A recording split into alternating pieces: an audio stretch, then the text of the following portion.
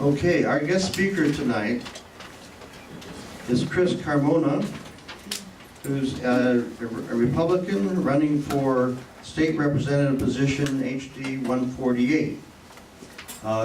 Chris grew up in Houston. He received his Bachelor's of Arts in International Relations with a heavy concentration in economic development from Marymount Manhattan College in New York City. After college, Chris returned to Houston and became an operations manager with Landry's Restaurant Group. He later joined Continental Airlines as an operations manager and subsequently was promoted to Continental's corporate headquarters, where he became part of the Continental's management team. While working with Continental, Chris attended South Texas College of Law at night. He also interned at the Harris County District Attorney's Office, misdemeanor docket in criminal court number 13, and participated in the South Texas College of Law Legal Clinic. Chris started practicing law as an attorney and director of dispute resolution for the City of Houston Employee Union, HOPE, which gave Chris the inspiration to change the direction of Houston's culture and also gave him extensive experience dealing within local and state governments. He subsequently opened up the law office of Chris Carmona. Chris is also the owner of Chips, Dips, and Sips, LLC, and co-owner of Turn Up Productions, LLC. You'll have to tell us about that. When it comes to protecting the interests of local, small, and growing businesses, no one understands the needs of the business community more than Chris Carmona. Chris is a fiscal conservative who believes that the way to keep Texas and the Houston area strong, vibrant, and competitive is to reduce government spending on unnecessary services and balance the state budget based on real necessities and not off the backs of hard-working Texas taxpayers, local businesses, and the citizens of Texas. Chris is dedicated to maintaining and improving Texas as the great state it has always been known for, and will not stop in this journey until he brings the Texas government back to its people and communities. Please help me welcome Chris Carmona.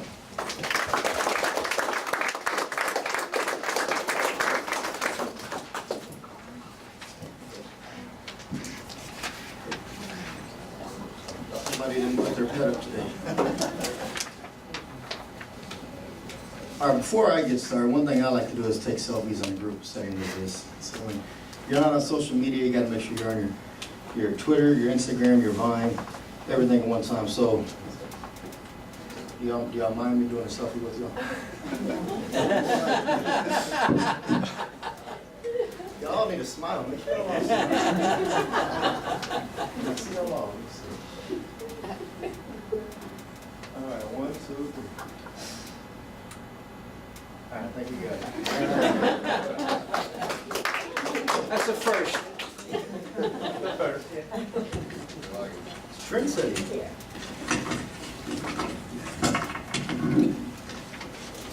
Can y'all hear me without a mic, or do y'all really need it? No. Need a mic. Okay.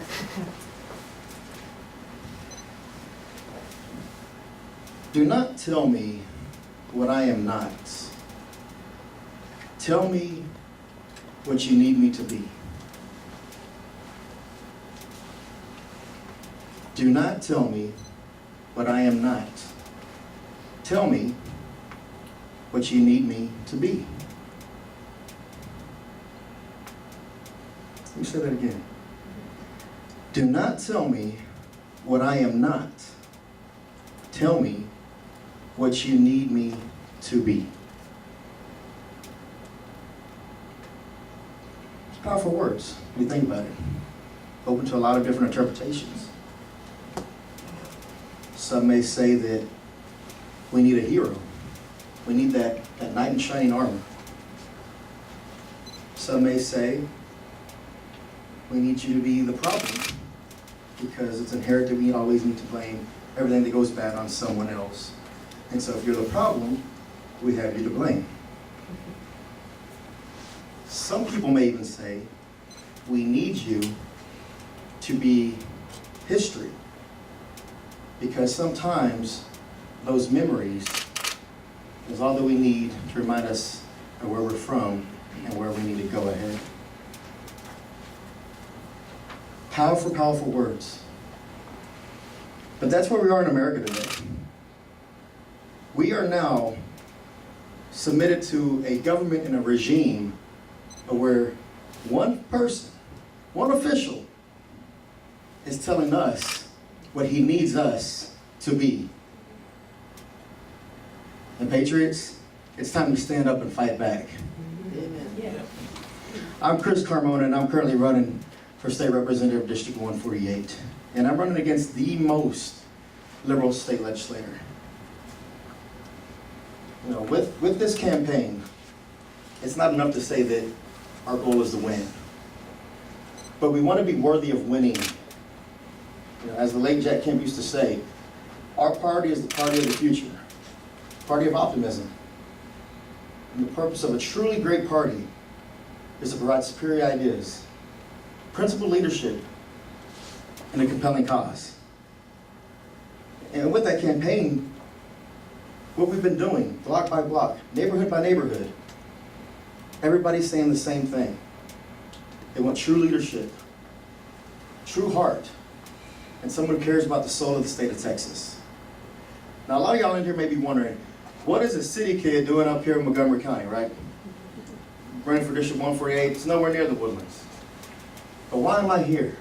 Why was I invited? Why did I accept? I should be in my district knocking on doors tonight, right? That's the thing. I don't think there's anybody anywhere else I should be tonight. Because y'all get it. Y'all understand what we're fighting for. No other group understands that we must continue to fight to uphold the Constitution. No other group understands that we must continue to push for fiscal responsibility. No other group understands the impact that we have when the government is out of control and it no longer has limited itself to what it was originally set out to do. So thank y'all for understanding what the role of government is today. You know, when we talk about compelling causes, we have to talk about community empowerment. And we just can't give rhetoric about, you know, we need a community to come together. We need the community to be the first line of defense. We need the community to be the solutions to all of our ailments. No, we must have a plan of action. The district deserves that. The state of Texas deserves that. We must find a way to get our nonprofits, our churches and charities back at the table, especially when it comes to community benevolence. The state's growing way too fast to let the government be the single-handed management of all social services. When we talk about limited government, the only way we're going to achieve that is by making sure we have brought these other organizations back into the fold. And that is a compelling cause. And when we talk about compelling causes, we must discuss parental choice in education and the granting of opportunity scholarships. You know, when we talk about free markets, limited government,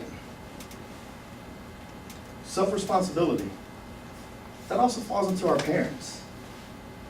And having given the parents a choice to enter a marketplace where we have more than just a public school education. You know, the failing institutions that we have today within the state of Texas should not be the problems of our children, especially when alternatives exist. You know, not every child is going to go on to achieve higher education. So we must lay the groundwork to make sure they're into an education or into a training program to where they're going to be successful upon graduation. I'm a strong advocate for opportunity scholarships. I believe a parent should be able to put their child in a school of whatever they desire, whether it's a vocational school, a traditional school, online school, or any combination of anything. And even homeschooling, which is often overlooked. If a parent is homeschooling their child, they need to be afforded the same resources and opportunity that everybody else does when they go into a bricks and mortar school. And friends, that's a compelling cause. And when we talk about compelling causes, we must, and I mean must, discuss drafting legislation that addresses and grants women victims greater access to justice. We must address the issues that our women see most commonly. Our mothers, our daughters, our sisters are threatened every day by stalking, sexual assault, and domestic violence. But we have to have more than just the legislation. We need bite to that. As it stands right now, there's harsher penalties for DWI than it is for those three I just mentioned. Our families need protection. Does anybody remember Houston a couple of years ago, we had the 17,000 backlog of rape kits? But with the proposed legislation I've already drafted, that stops now. We put timetables, and limits on testing. If we can do that for DWIs, there's no reason we can't do that to protect our families. And folks, that's a compelling cause. You know, it's easy to get distracted with social issues a lot of the time. But here's the secret that a lot of people don't like to talk about. When we have safer neighborhoods, strong communities, and a thriving economy, those get overlooked. Because everybody's enjoying life. Everybody's elevated their quality of life. And that's what we need to focus on and bring it back to the core of the state of Texas, is making sure that we're providing that avenue to grant everybody a chance to be successful. Now, as discussed earlier in the opening, I'm an entrepreneur by heart. You know, I apart from being a family law attorney, I also have two businesses. And I'll talk about it. Turnip Energy is an energy drink. And so if y'all know anybody who owns any convenience stores, please let me know. We'll get y'all set up a distribution. And also, you know, but it's the entrepreneurial spirit. And that's what makes Texas so great.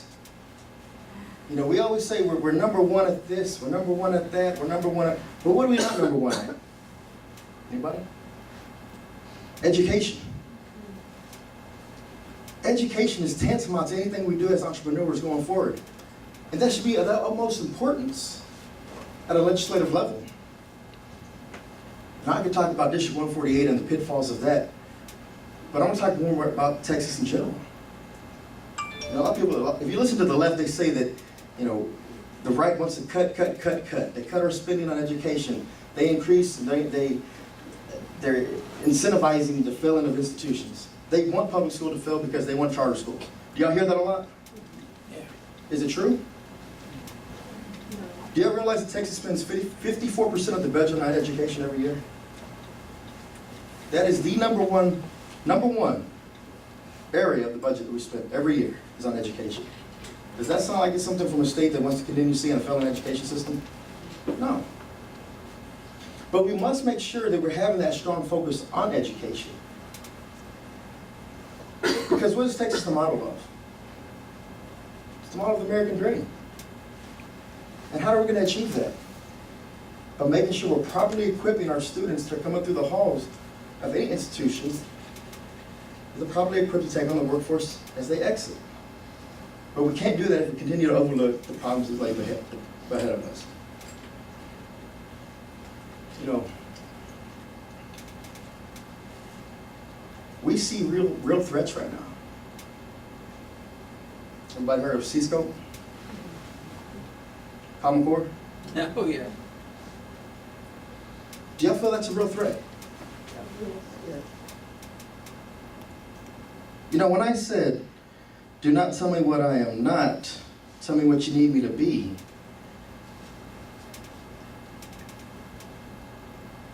we're being forced to lose our identity. We're being forced to lose our individuality. We're being forced to lose our patriotism, our pride, our integrity, everything this great country was founded upon. But do we have enough people fighting back? Are y'all willing to fight back? Do we need more students being molded by liberal professors? Do we need more students being told how to learn certain things? Now don't get me wrong, I think that education starts at home. And if we don't have interactive families, then we're setting our kids up for failure in the future. But how do we get those families to get involved? You know, currently we have their average home, average parents, a single family home, we're working 3 jobs just to make ends meet right now. 3 jobs. If your parents had to work 3 jobs, do Do you think they'd have time to spend with you at home? No. But why are they working 3 jobs? Well, because their hours are getting cut 15 hours here, 15 hours here, 10 hours here, because we have policies such as Obamacare, cutting hours for all of our small business owners. Y'all like limited government, right? Yeah. See, she's excited. Why is no one else excited? Yeah, there must be big government spenders. Excuse me. Limited government is the only way we're ever going to attract more businesses to come and stay in Texas. Now, when we talk about businesses within the city of Houston, and I know y'all are, again, outside of it, development stopped. Y'all are seeing the result of that. Montgomery County, the suburbs, Pearland, Richmond, Rosenberg, Katy, Tascasita. Because unfortunately, the inner city does not understand what it means to have a limited government. And there's only so much that you can do at a municipal level. That's why it's important that we have legislators in the House who will limit some of that power. People think that, well, as a state representative, you can't really control cities because they fall under home rule. But who do you think made the home rule exemption? It's the Texas state legislators. We need to make sure we're taking the reins back on a state level. If Texas is red, and they're going to remain red, we have to start using and exercising the power that we have within the state legislature. We can't be threatened by the fear of battleground Texas turning Texas blue. Because fear is what got them excited in the first place. Fear the Republicans hate everything. Fear the Republicans are anti, and cut. When I talk to parents and they ask me, how can you justify your party cutting education? Are you going to stand by those same cuts? I tell them 2 things. First one is, I wasn't there. I can't tell you how I would have felt. 2, Republicans do like to cut. We like to cut the literacy rate. We like to cut the number of failing schools. And we like to cut the number of dropouts we have within our neighborhoods. Do y'all agree with that? So next time somebody tells you that all y'all want to do is cut, make sure y'all point that out. Because that's all we're doing. That's all we've been doing as a party within the legislature, is working towards eradicating literacy, holding public schools accountable, and making sure that we're providing alternatives where we need them so that we have an educated workforce upon graduation.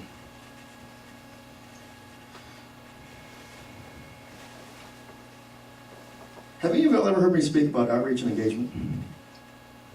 No. Yes. It's all gonna be good. You know, there's been a lot of interest in my race because I am the former engagement outreach chairman of Harris County Republican Party, and also for the Texas Young Republican Federation and also the Young Republican National Federation. And the reason I bring that up is because over the last 2 years, that's what we've been doing. That's what this campaign has been moving about, is trying to identify ways that we're connecting with communities, connecting with individuals to ensure that our party continues to grow, survive, and that people are educated on what we really stand for. So when it came time for this race, what better way to test the waters and our benchmarks to make sure that we have been doing what we set out to do, and that is flip Democrat districts Republican and make sure that we have an educated voting populace that understands the Republicans and Republican values that we espouse are going to be the only way that we remain a successful state. You know, this campaign isn't just about one person winning a seat. It's about going into the trenches of communities that are often overlooked by most conservatives. You know, with this campaign, we focus on liberating the poor from the conditions of poverty, especially within our states and our cities. Because when we're able to do that, when we're able to show people that there's hope, when we're able to instill pride and ownership within one's community, they get involved. You know, people use the mantra that, well, if you teach someone, or you give someone a fish, they eat for a day. If you teach them a fish, they eat for a lifetime. But we like to take it a step further. Instead of just showing up every election cycle because we need something from these communities that we're trying to convince that we have superior ideals, we've taken the initiative and lead in making sure we're doing community service projects, building up communities, building those bridges that were never there. And it's those bridges that we have to maintain. And it's those bridges that are going to carry us forward. You know, I like to say that we can't just be there from election to election, but we have to be there generation to generation. And that's what we're doing within the inner cities. That's what we're doing within House District 148. Because if y'all know District 148 and where it's located, right in the heart of the city. Right in the heart of the city. It doesn't get much more urban than that. And if we're successful with this campaign, we have now set the blueprint for other districts across the state and across the nation to make sure we are growing this party successfully. And we're doing it all without doing one big thing. We have not compromised our principles. Not one. We talk about protecting the Constitution. You better believe everyone believes that's a compelling cause.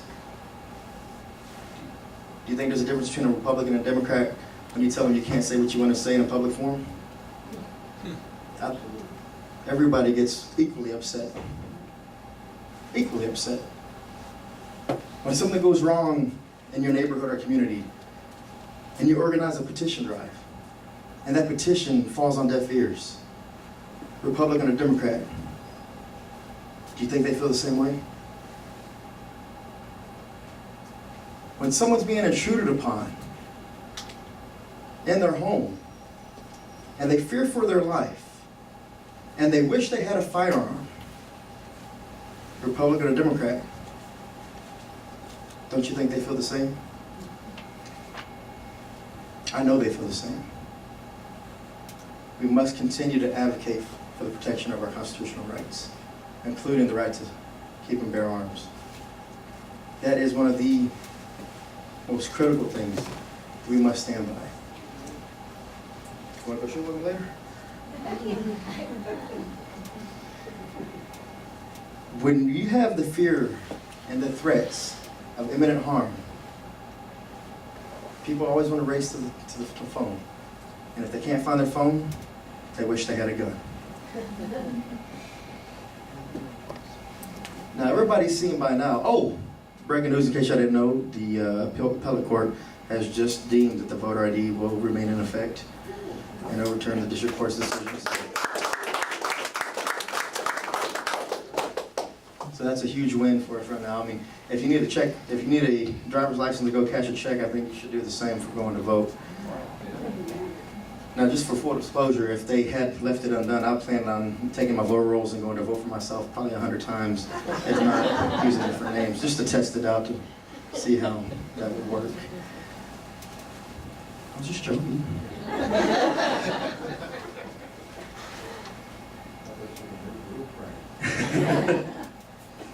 No, that's the old one. But why that's a huge victory is because there's some things that are left to the states. There's a lot of things that need to be left to the states. And the 10th Amendment's there for a reason, right? And voter ID was a huge one for us. A huge one for us. And that's a huge victory for Texas and a huge victory for Harris and Montgomery counties. More Harris because y'all are safe up here. But again, the threat is real out there. The threat is real.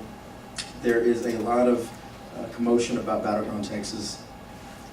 We have found a solution on negating everything they're doing, but it takes a lot of time, it takes a lot of toil, it takes a lot of effort.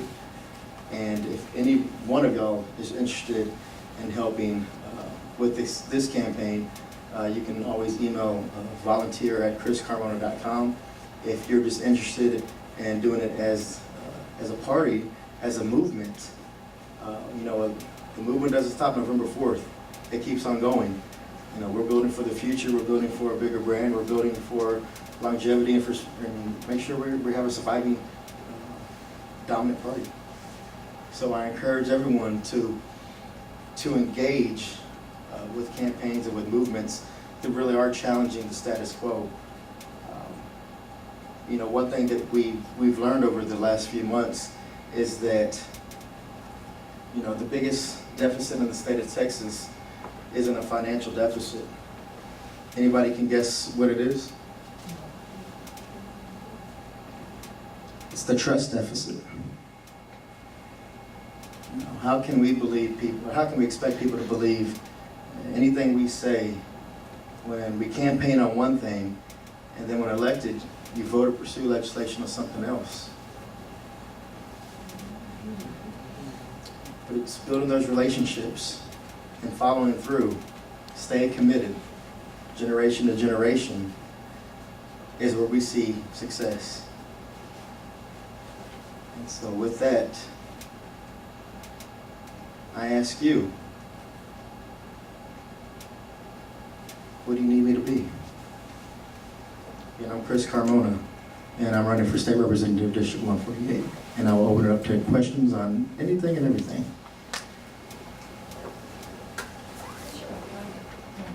Jessica Farrar.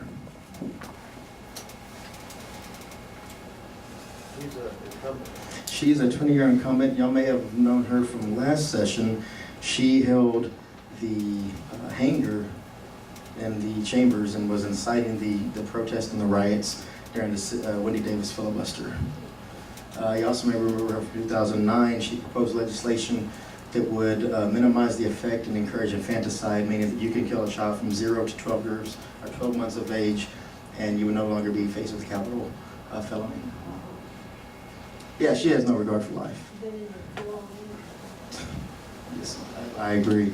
Yes, sir. Two things. We did a lot of work for his predecessor running for the seat for the Republican Party, Hernando Pereira, if you remember, Pereira.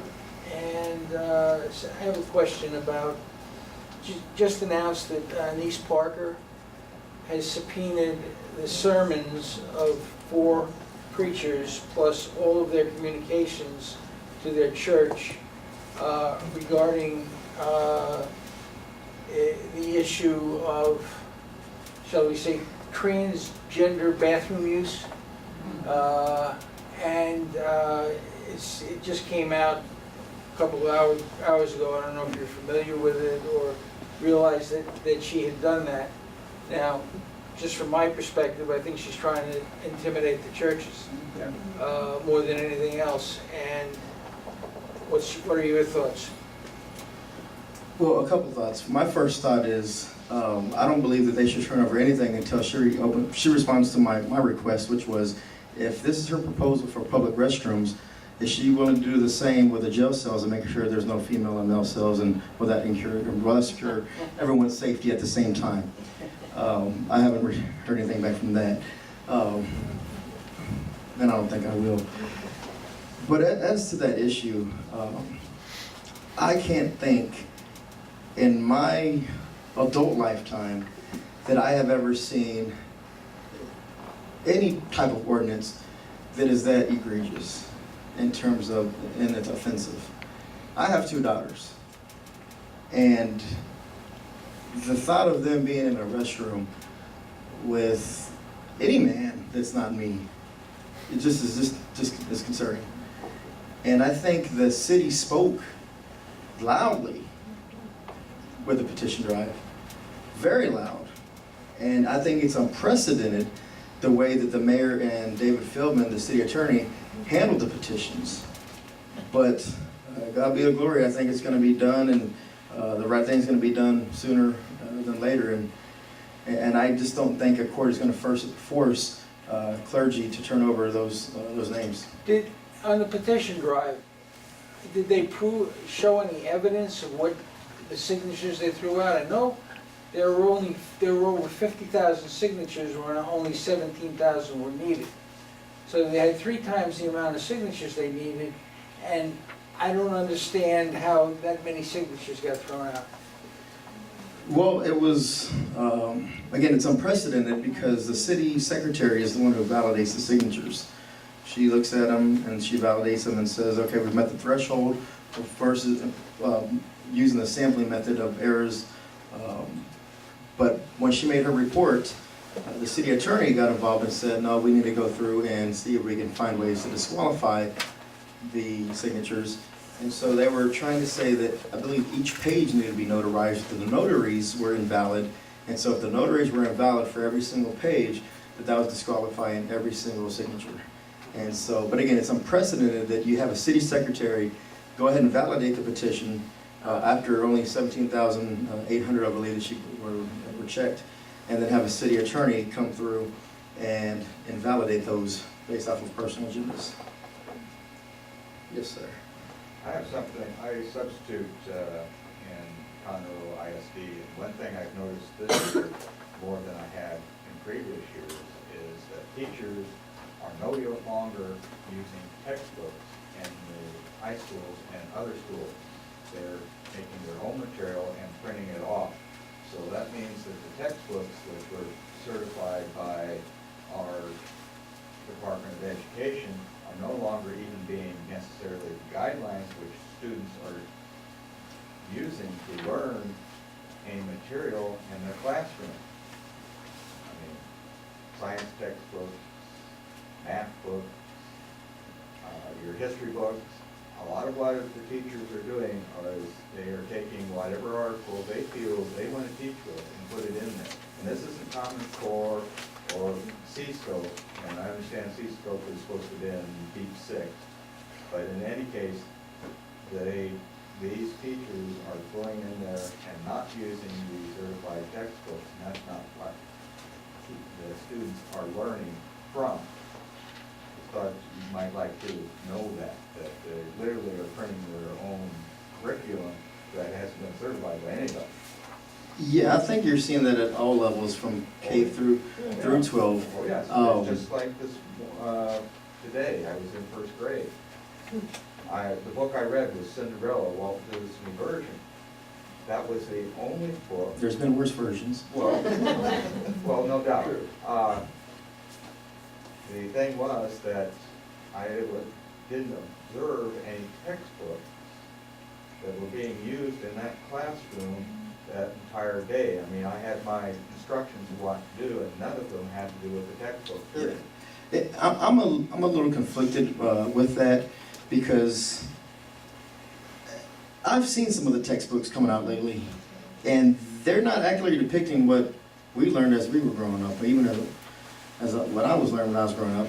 So in a way, that's kind of good that they're not using some of the textbooks, because. Don't you see that they're using? But some of the things that are being printed, you have to wonder, what are the teachers teaching our children?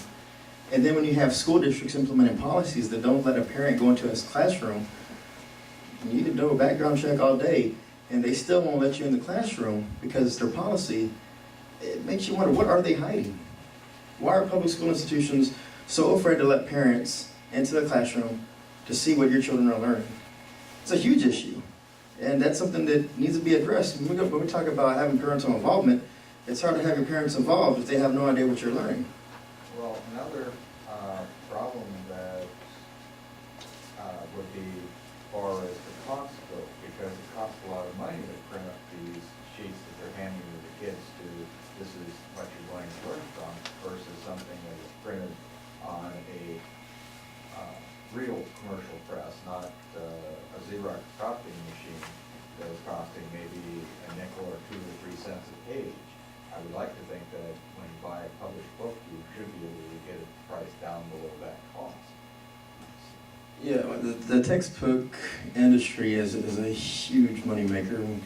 Right, well, we aren't against them earning money, but the point is that are we being cost effective by having these materials brought into the classroom that haven't been reviewed, And then, on top of not having been reviewed, is it cost effective to print the stuff in the school, hand it out to the students from a Xerox machine versus a printing press, which you would think would print quicker, plus these books are going to be, could be used over multiple years? I think the process you described answers the question. That cannot be cost effective in any way, nor time effective. And so, again, that's a problem. I just wanted to bring it up because it's something that I'm seeing particularly this year is that I go into a classroom and, if the teacher happens to have called in sick that day, there might not be any plan. So I go in there and it's kind of, that's good. There are not even any textbooks that I can refer to give kids any assignment out of. Do you see the problem? There is a problem. And if y'all look to the lady back there in the red, that's my mother. She's a retired teacher. She just retired last year, so she has a whole list of items that she would like this person to see addressed when it comes to education as well. And I think what you're describing is one of many she's listed. So, yes, ma'am. I lived in Houston for 20 years, so I understand the downtown area must be hard to run as a Republican. So how's your campaign going? What challenges are you seeing? How's the whole thing going? It's very challenging, but at the same time, it's been very encouraging because when you're able to show people that there's been no progression within a district, when you can point to the state average poverty rate being 17%, and then your district being 25.5%, and then you look at pieces of legislation that have been proposed or not proposed to benefit the district, it's an easy sell. Because at that point, when I talk about compelling causes, we're talking about things that are emotionally moving. Things that are common sense. Things that are tangible, not just ideologies. And so when you say that, this current legislator has proposed, last session, 4 bills to make sure we have humane treatment of pets, but only 3 bills that deals with education, you're out of touch with the district, you're out of touch with your community base. And so it's been I'm not gonna lie and say, oh, we got this. No, we don't. It's very tough because there's a lot of people that are just committed to a Democrat party. They can do no wrong. But we have those same people in our party at the same time, and it's good to have those staunch, Republicans, just like they have staunch Democrats. But that's been the challenge of not just me as a candidate in this campaign, but as engagement over the last 18, 24 months, is identifying those areas and making sure we're bringing proposals, not just pointing out the problems. And what we did probably about 18 months ago was we did a different methodology of poll taking.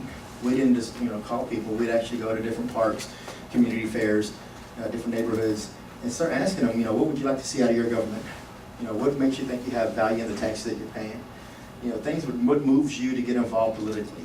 What moves you to be committed to a party? And we did all this information so that we could formulate solutions to these problems. And there wasn't anything about, there was very few people that were moved about pushing legislation regarding pets. But yeah, it's very difficult because you have a long history of people just committed to the government enslavement.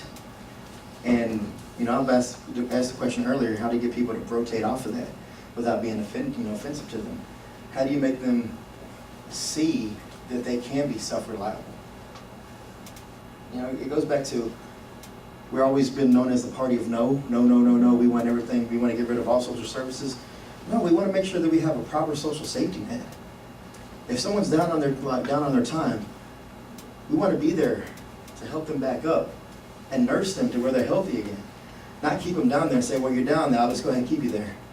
I want you to depend on me year over year, generation over generation. We are your salvation. I need you to be. We'll go back to, don't tell me what I'm not, tell me what you need me to be. I need you to be subservient to me because I'm the government and you need me. When you challenge young kids to get involved in something, one thing that people overlook is pride. Challenge someone to get involved doing something. Pride is inevitable. It kicks in. They want to do something that someone told them they can't. And that's where we've been very successful in these inner cities, especially with the youth. And some people say, oh, well, the youth, they can't vote. And the parents probably aren't going to listen to them. That's my commitment to this party. is that we're going to be here generation to generation. We're not here for the short game. We're here for the long term. But if it doesn't work out this cycle, I mean, we're laying the groundwork for future cycles. So that's just being realistic. So, yes. The same question, how are you doing with independents over there? Independents love us because, again, we talk about, especially within the Heights. Within the Heights area, there's been a huge influx of young professionals recently. And they don't care about social issues one way or the other. They care about their taxes. And they care that they're paying a high rate of taxes and not seeing anything in return. They care that they want to start or they want to continue to operate their small business, but yet there's red tape over and over again and keeping them from being successful. They care that they're being double taxed on their businesses with in the form of the margins tax. So the independents, and the biggest thing in that area, when polled and when talked to people neighborhood by neighborhood, is education. And one thing that we've done that separates ourselves from other Republican candidates is we don't go in there and say, oh, we just want charter schools, charter schools, charter schools. We don't say that because if we were to say that, then we're deceiving ourselves because there's a lot of bad charter schools out there too. Just because they exist doesn't mean they're better or superior than public schools. But we have to have those alternatives and we have to have those options. And I always point to a school in Spring Branch area called Northbrook Yes Prep Academy. And what it is a partnership between Northbrook High School and Yes Prep. They've taken the public school infrastructure and private school resources, and I've turned it into a machine that's popping out educated and trained students in high school. And when we talk about we want to add more of those type of simulations, more of those type of programs, people love it. Because you're not saying, oh, get rid of public schools, get rid of public schools. Because we want to make sure that we're also there to if we have failing institutions, that we're molding them back. We got to make them accountable to the taxpayers. We got to make them accountable to the families within a district. You know, you could treat, but everybody thinks bankruptcy is a bad idea. Bankruptcy is not always the worst thing to happen. Go to your business, man, right? There's benefits of bankruptcy, is there not? Haven't had to go there. I know you haven't. But you're a very, very well successful businessman. But it forces companies to have to restructure their management. And if you have a failing management model, and you just keep throwing money, dollar after dollar into a failing management model, you're not going to have any different results. But if you have a management model where you take from one department, one area, and you force them to redefine their management model, then that's when you start seeing innovation. That's when you start seeing success. And it's the same thing with our public schools. Competition creates success. Competition makes people better, makes our teachers better, makes our neighborhoods better, makes the school district better. We get away from the term vouchers. Who uses the term vouchers? You don't have to lie to me. Who uses vouchers? All right, get off you gotta say opportunity scholarships. Because vouchers are so short term. It's like a ration. Everybody remember the word ration? Going through the war, you only got a ration for a day. That's what vouchers sound like. It's one time, it's limited. Opportunity scholarships are renewable. Every year, you can always make sure you're getting that same thing. It's renewable. And I've yet to have a Democrat say on public record, including my opponent, that I will not give a child an opportunity scholarship. Won't do it. So then they're forced to agree with you on something finally. So if y'all can in the future, make sure you're using the same thing, different opportunity scholarships as opposed to vouchers. But that's how we're doing with the independents, is that we're talking to them about issues that matter most to them that are going to get them involved. And education and taxes are the two biggest movers, especially within that district. Next, any other question? Well, again, I'm Chris Carmona, running for State Rep District 148. I know y'all don't live there, but if y'all have friends and family that do live there, please ask them to come out and support us with this campaign. We need poll workers, volunteers, block walkers, phone bankers, anything and everything, and just please spread the word. And again, thank y'all and good night.